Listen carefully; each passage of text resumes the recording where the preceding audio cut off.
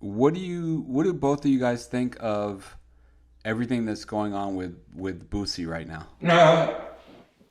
Go ahead, Rich. Yeah, love Boosie. Y'all know I told you I got a liking. Boosie is one of those people in my life that done grew on me. Y'all know 5 years ago I was up there talking shit about him because he made a comment about how Death Row guys failed Tupac and they wasn't moving right, and if his crew would have been there, how they would have been moving and how they would have did this and how they would have did that. Did he lie? Yeah. What did they do after his boy got killed and shot? He got shot in the leg. All I remember is Reggie was like, you lost your leg, and they went nuts. And my whole thing is... I'm saying they didn't do that. No, but still, I mean, everybody take losses, but when he said what he said, it made you say what you said. And I've been saying it all along. Tupac would still be here if the homies would have got him and Suge out the way. And business would have been conducted. His Bloods and Crips. Tupac took off like a bat out of hell. Couldn't stop that cannon. Couldn't stop him that night. Couldn't stop him. Only way Tupac would have been there if he would have prayed to God right after that and said, give me 14 more days.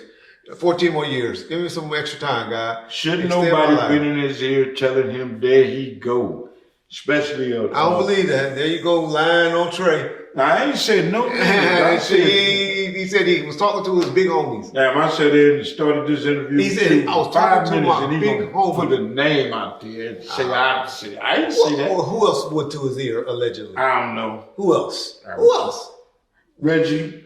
Who else? The man is gone. Okay. All right. So anyway, like I said, I like Boosie now. I feel for the brother. I hate that this happening to him. But we got to learn from this, y'all. We got to learn. I'll go ahead and let you tell them, then I'll tell you what we need to learn. What you see that's going down with Boosie is out there. But you don't have to be a gangster to be out there. You ain't got to be on gangster shit to conduct business. He's out there on some gangster shit. Boosie Badass need to kick back. You got your money. You doing your thing. You making albums.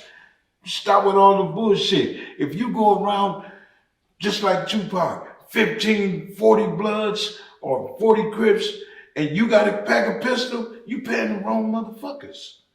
You feel me? Yeah. What you paying for security for and you feel you got to be strapped down? I said we got to learn from him. But yeah, you of all motherfuckers should be able to walk around and do what you do freely. Yeah. Because you got people on your ass that got the pistols. So it ain't nobody's fault but his. Yeah. And when a motherfucker got a gun and he got to show it and let it be seen, man, come on, man, you ain't about to use that motherfucker anyway. Yeah. You want everybody to know you got it. Everybody know you got it. Everybody ain't gonna fuck with you. Yeah. He might, I ain't finna argue with that nigga. He might shoot. Okay. Now, learning lessons from this, y'all. Learning lessons. We're gonna go down some learning lessons. Number one, like James said, number one, you shouldn't be hiring or have people with you when you the bad and you gotta be the one carrying the gun. Stupid. If you or your child spent years growing up on social media and experienced serious mental health struggles, you should hear this. Recently, a jury ordered Meta and YouTube to pay millions for their role in designing and promoting addictive platforms. They knew their apps could contribute to anxiety, depression, and body image issues, but did not share those risks while prioritizing profits. The recent historic verdict underscores the consequences of those decisions. Now Morgan & Morgan is stepping up to hold these platforms accountable for the harm they've caused. Click the link in my bio to take a short quiz. You may be entitled to potential recovery of up to $1,000. John Morant, Boosie, all of y'all. This exception with guns, it's crazy.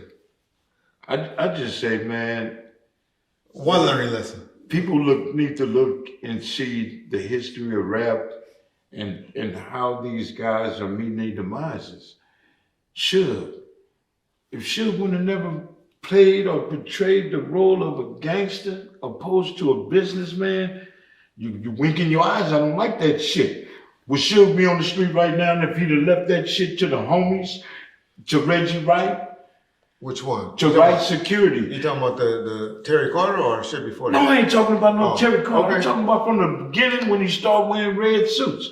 If Suge would have stayed the businessman at the office, and conduct his business, Suge would have been good because Suge got people in position to fight. Suge got people in position to go with him that's able to carry guns. Yeah. And he did that. He allowed that to happen. But he was still involved. He had to be. That was his mentality, Jay. You want to take that away from Suge. I'm not taking shit from Suge. Suge's mentality has always been out there, kind of a bully. Not at the beginning. Well, at school. Yeah, In school. That's what I'm talking about. I'm talking about having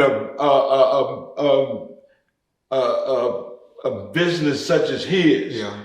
Being a millionaire. Yeah. They didn't even someone that made it. And he tried. He had people in place, Jay. He had Jew in place.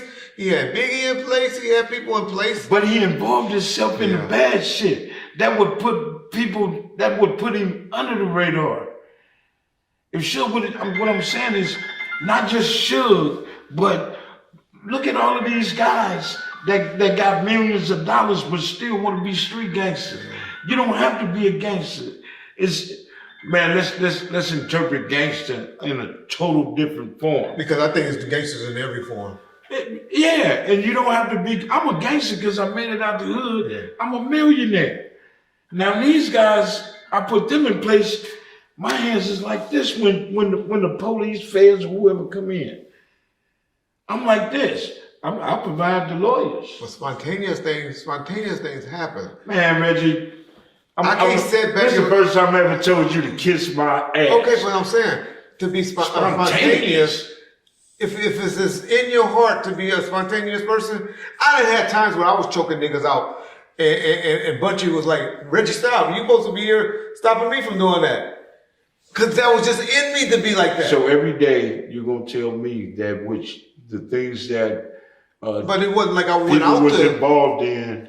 Especially at the office, it was just spontaneous. I think it was just in him to react that way. I really believe that from what I know and what I saw. A lot of the things that happened were spontaneously that he got in trouble for. Okay. Now, there were some things that he may have went overboard as well and didn't have to. But there's some situations where he sat back and let niggas do it. The Donzelli situation, he didn't do it. The Sam C situation. He didn't do it. I'm not naming and saying I do. Names. I name names. You know what that. I'm saying is the reasons that led up to where he's and where we's at now.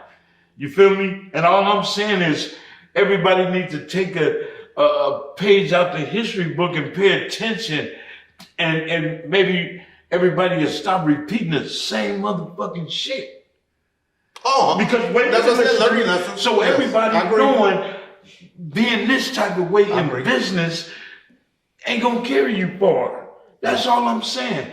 If you don't have to do it, don't do it. Boosie, if you don't have to be out there like that, don't be out there like that. Totally especially up front.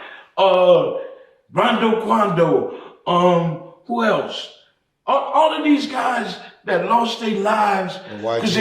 Man, if I was worth $1.5 million, I'm not gonna get on my knees and be out there shooting dice. Yeah. But then, is it in you anymore? Then you... Even if it was, it's time to go. I mean, sometimes things are just in you. So do you change because you got money like that? Do you stop? Do you not go to strip clubs?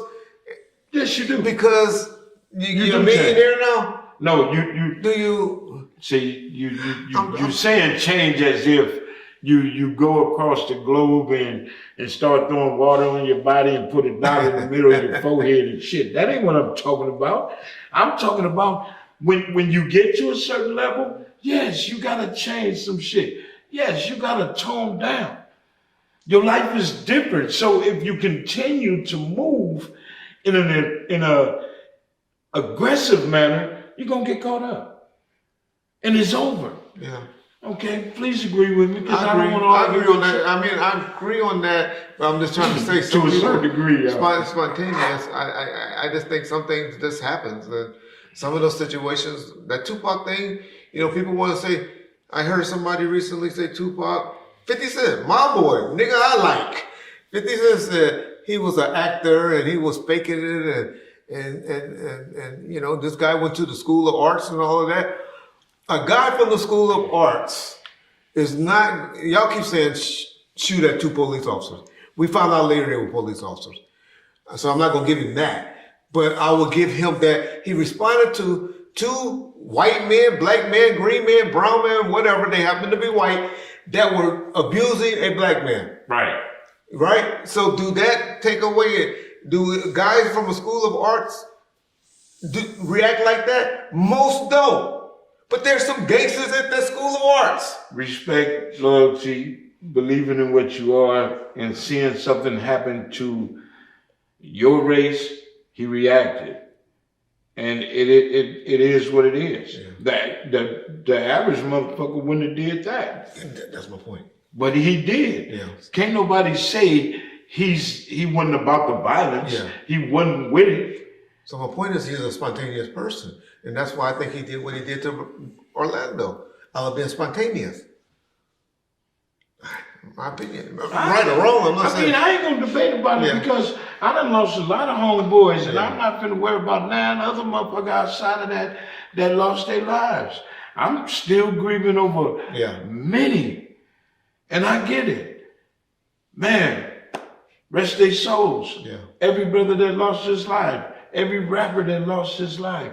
It's silly shit because I'm on the other side of the table now and I can honestly say, look back. Yeah. God damn. This shit, we've been bamboozled. But what happened is when a motherfucker get out of prison, you want to go right back to the hood. You want to get right back into the thick of shit. You got people that see you out there moving the way you do, and they want to be like that. Yeah.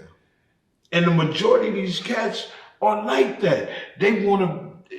Now that we got money, man, I can play this role now because people looking at me and people accepting me because some do that. This is what I'm just saying. John Moran, perfect example of that person. Yeah.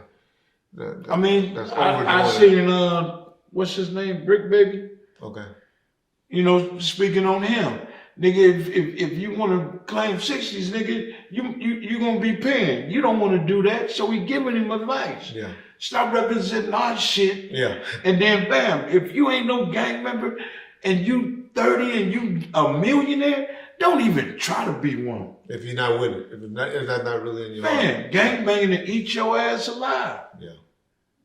Take your money, live right, do you. Get your 5, 6 friends. Man, you got a big ass house. Shoot dice and do whatever. Yeah, hang out with them. Yeah. All right.